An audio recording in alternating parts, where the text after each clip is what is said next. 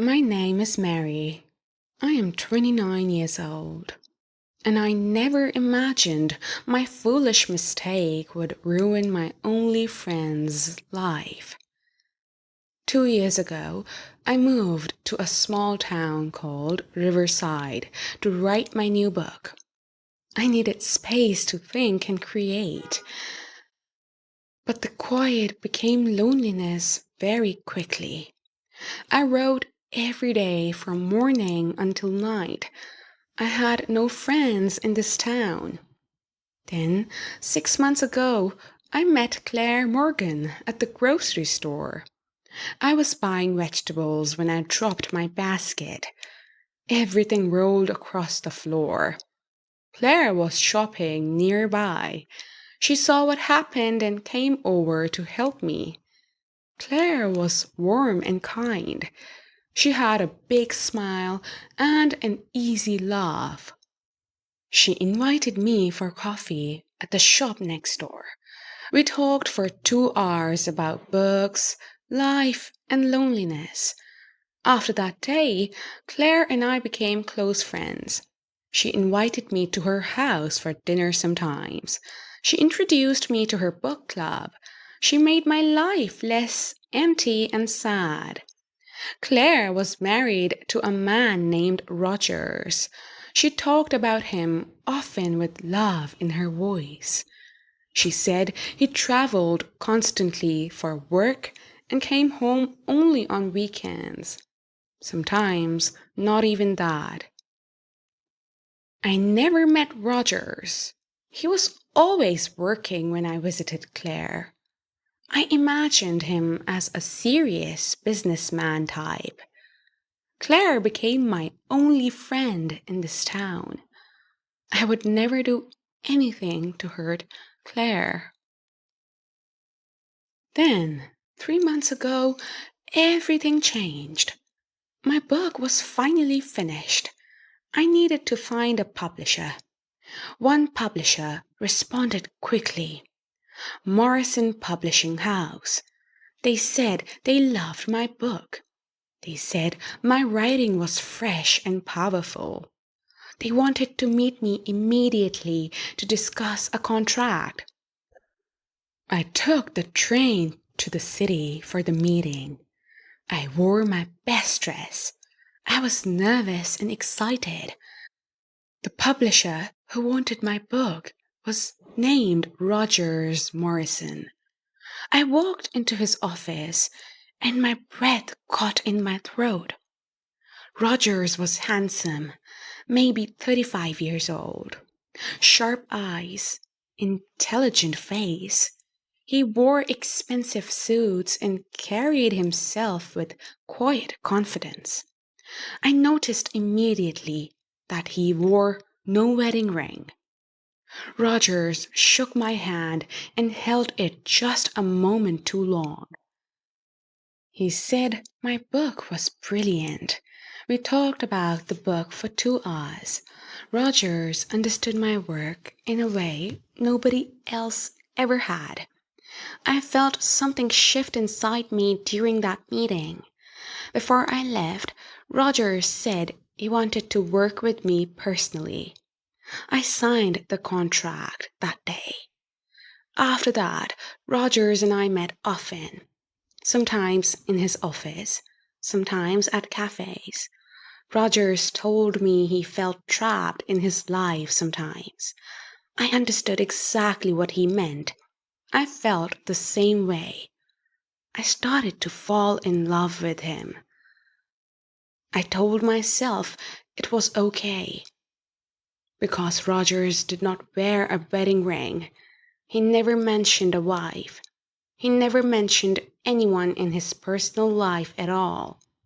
When I asked about his weekends, he said he just worked more or stayed home alone. I believed him. One evening, after a long working day, Rogers walked me to the train station. It was raining.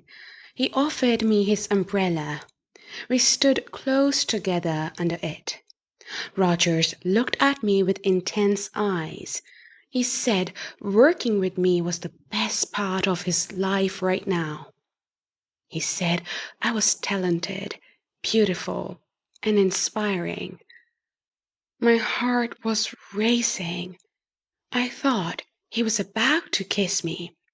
But then Roger stepped back suddenly. He said he should go. He said good night and walked away quickly into the rain. I stood there confused and disappointed.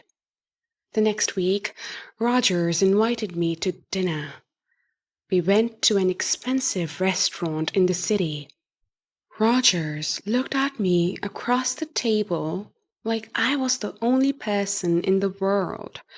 After dinner, Rogers walked me to my hotel.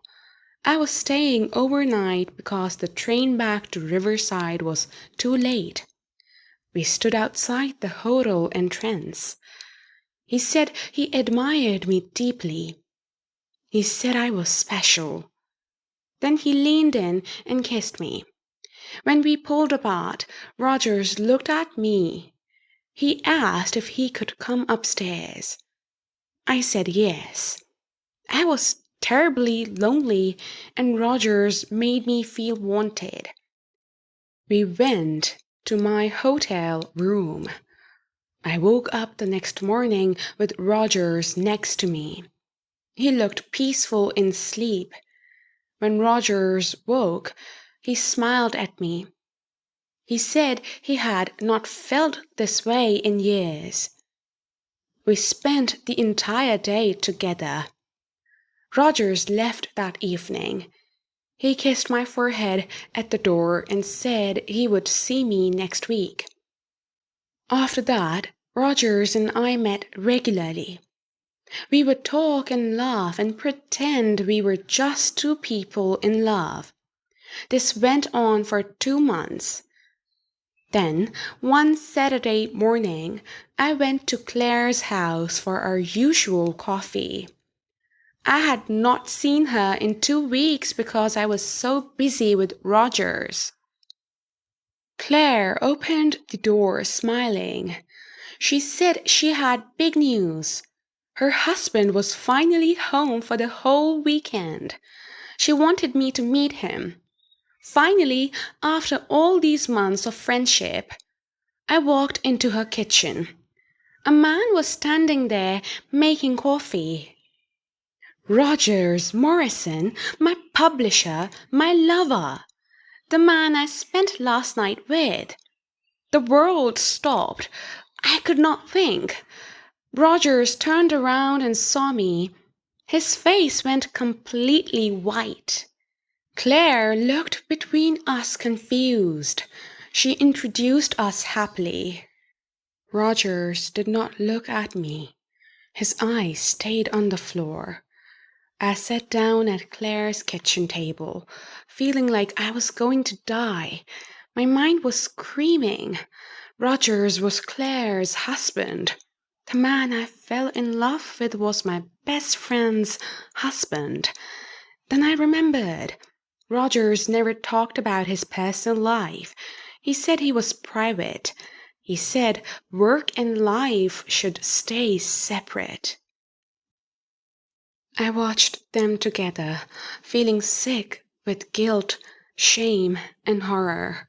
I left as quickly as I could. I walked home in shock. I could not process what just happened. I fell in love with my best friend's husband. I was a terrible person. I called Roger's cell phone.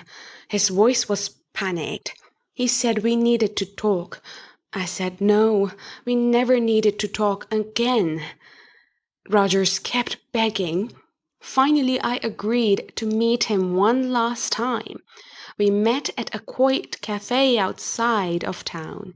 He said he was sorry. He should have told me he was married from the beginning. He said he was weak and selfish and wrong, but that did not make it right. I told Rogers I could not see him anymore. Rogers nodded sadly. He said he understood.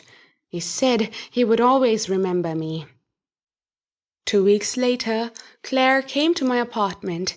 She was crying, but her face was full of anger. Before I could speak, she slapped me hard. "I trusted you," she shouted. "You were the only person I trusted. You are a homewrecker." I tried to say I did not know he was married, but she did not listen. She said I broke her heart and destroyed her marriage. Then she turned and left. The door slammed behind her. Rogers and Claire stayed together. They went to marriage counseling, and I stayed in my lonely apartment, writing, alone, with no friends, and the guilt of knowing I destroyed the one good friendship I had.